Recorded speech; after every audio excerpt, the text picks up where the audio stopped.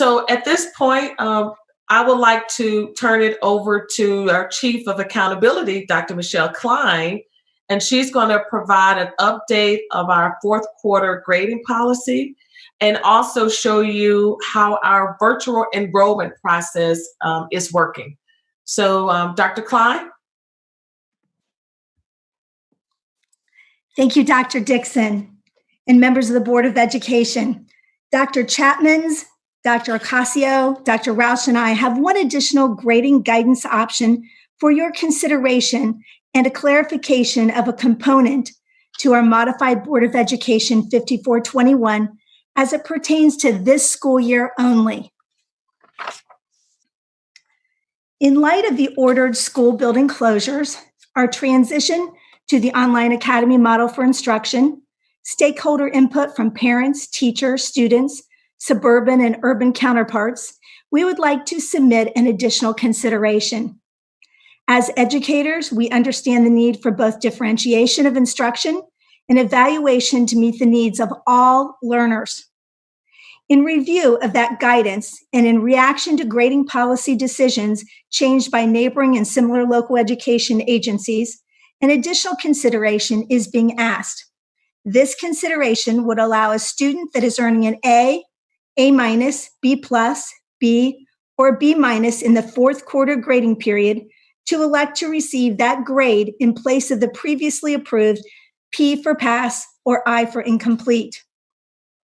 Making such an election would allow the student's quarter four grade to be considered in the quality points calculation for the final grade for that respective course. This decision would have to be communicated from the student via email to their teachers and principals' district email accounts by May 11th, 2020 by 2:30 p.m. for each class that they wish to apply this option. We believe that this option would acknowledge the hard work and resilience of many of our students without causing any undue hardships for those who continue to suffer the digital divide. We have also confirmed with our student information management system, Infinite Campus, that based on the board decision, that the final grade for secondary students would be automatically calculated by the average of quarter 1, 2, and 3 percentile grades. As has been in the past, we have a support tool for quality points. This calculation tool will provide for teachers whether the quality points final grade will be higher than the calculated percentile grade and allow for the teacher to override the final grade for all affected students at a single time, thus giving the student the higher of the two grades. Additionally, if the Board of Education elects to allow a student to earn a letter grade of an A, A-, B+, B, or B- for the fourth quarter in place of the P for pass, the composite grading logic will recognize the letter grade for fourth quarter and modify the divisor to allow the final grade to be calculated based upon all four quarters. In accordance with the previous adoption, the suspension of a portion of Board of Education Policy 5421 due to our unique year, we wish to clarify that the fourth quarter grade of a P for pass would count as one of the 2 quarters required for passage of a course. To Board Member Cole's question, academic grade changes are part of our administrative guidelines and are permissible during any academic current school year based upon completion of work aligned with the curriculum scope and sequence of that respective quarter and course. These are all completed through the Columbus City Schools distributed application software, known as the CCS DAS, so that they are properly documented according to the internal auditor. Academic grade changes are permitted throughout each academic school year by the teacher of record. Academic grade changes that span beyond the current academic year must be documented by a teacher, counselor, and approved by the principal, area superintendent, and the chief accountability officer. Upon your approval of this additional guidance, Dr. Chapman will be communicating this information in detail to all building principals and teachers for immediate distribution. And finally, in closing, we feel that our previous guidance, along with this addition, meets the needs of all students. Our goal remains to ensure the rigor while providing grace. Dr. Ocasio, Dr. Roush, and I would be most happy to answer any questions the Board of Education may have. Thank you. I believe Board Member Cole has a question. Thank you, Madam President. Thank you for the presentation. Why is there an opportunity to make the time limit longer for a student to be able to provide information on whether or not they can opt out of this incomplete or pass option? The rationale is, and I certainly like to get a deeper idea of your rationale around the May 11th date, but Absolutely.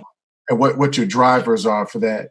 But at the end of the day, I think the challenge is that getting this information out to principals. So how quickly do we turn this around to principals, and then principals subsequently turn this around to their teaching staff? I think that there's a considerable lag time there. And not for anyone being lackadaisical, just in terms of how information is transmitted. So my concern is that not enough students may capture notice of this information in advance enough time to be able to make a decision. So can you share with me what the drivers are for the May 11th date? And is it at all possible, because I think it's important, to extend that date a little further out? Thank you. President Adair, to Board Member Cole, thank you so much for the question. That question was actually just asked a couple days ago, and there was nothing magical about that May 11th date, but we felt that sufficient time and commitment in the face of this adversity needed to be given for the academic integrity of letter grades, and in some cases, weighted grades. This allows both students and teachers to have enough processing time while still being cognizant to our senior students and their graduation timeframes. Remember, our first planned ceremony was May 27th. And so when you look at the time between May 1st and May 27th, we kind of took the middle of it. But to answer your question completely, Board Member Cole, that does not have to be the date. We just wanted to make sure that we've given it sufficient time. Thank you. I know that now COVID has changed our timeline for graduation. I do know that graduation date finalization, and to that effect, Madam President, Madam Superintendent, I would love it if you gave us some sort of timeline, very specific, on at least when you plan to have a hard line date for graduation. But all that being stated, I'd like to see this time, Madam President, Madam Superintendent, extended for the sake of making sure that enough students are informed in advance enough time to be able to take advantage of this opportunity. I thank you again so much.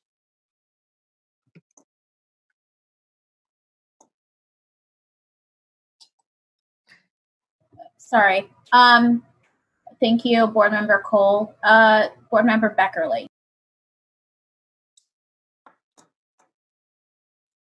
I just want to thank you very much, Dr. Klein, Dr.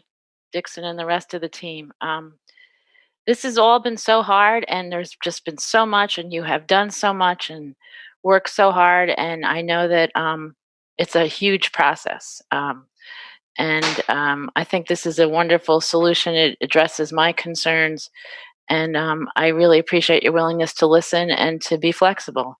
And I would like to ask the community and the rest of the both the external community and our within the district community to be patient, because this is all taking time, and this is a huge crisis we're in. And you know, the timing was going to be not scrambled, but the timing was going to be tight, and we were going to you know, we just have to be patient and work with each other. And I appreciate all of your efforts. Thank you. Thank you, Board Member Beckerly. Vice President Reyes. Thank you, President Adair. Thank you, Dr. Klein. I was kind of aligned the same lines. I appreciate the flexibility of the district and making sure that we are looking what is best practice, right? So we have to put kind of best practices in quotes because we're all learning. This is something that's completely new to in all districts around really the world. So I really appreciate making sure that we are getting feedback from everybody that this impacts. I also appreciate that you have somewhat of a deadline, but as you've stated and as we are experiencing COVID, there is a need for flexibility and that continued flexibility. I think what we've heard from the community is they want some deadlines. They want to know, when is this due? When is that due? So having an initial deadline, I think, is good. And perhaps making sure that by that deadline, we throw and cast the biggest net that we can possibly do from a communications perspective to ensure as many students get this information. There are Facebook pages of Adopt a Senior. There are our kids have created their own school web pages. Our principals are engaged. Our students have IDs and they have their own emails. So to that point, I think getting that information out and utilizing that date, not only for them to get back to the district, but perhaps for us to get the message out and then have some flexibility, knowing full well that um, we understand that the communication may not reach all. I think the biggest issue that we have and we're concerned and we're addressing as a district is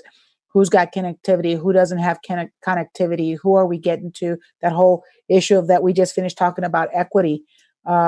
But at the same time, we got to do our best with what we got to ensure that we get to the 2,300, I believe, Dr. Dixon, 2,300, 2,400 seniors that we have out there. I know that our teachers are engaged with them. They're keeping in contact with them. I know that our social workers are engaged with them. There are fraternities and sororities that are recruiting them. There are, so we need to make sure that we get that net out. So I like the concept of possibly keeping that deadline from a communication perspective and seeing who we got there with understanding that there's going to be some flexibility. And maybe by the next meeting, we can get another date. But to your point, I think we need to ensure that we're getting the grades in dependent on ODE standards or anything like that may be impacted. Maybe that's my question is if as you explore and look at when these grades have to be in, and I'm going to assume that other entities outside of us, ODE and all these other places that we have to do reporting are also going to have some flexible standards and dates.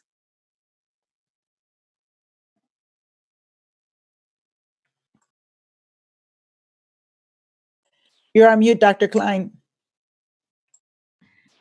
Board President Adair, to Vice President Reyes's question, as far as deadlines for ODE, the deadline is not by the time we end school. It is actually after that we report final grades.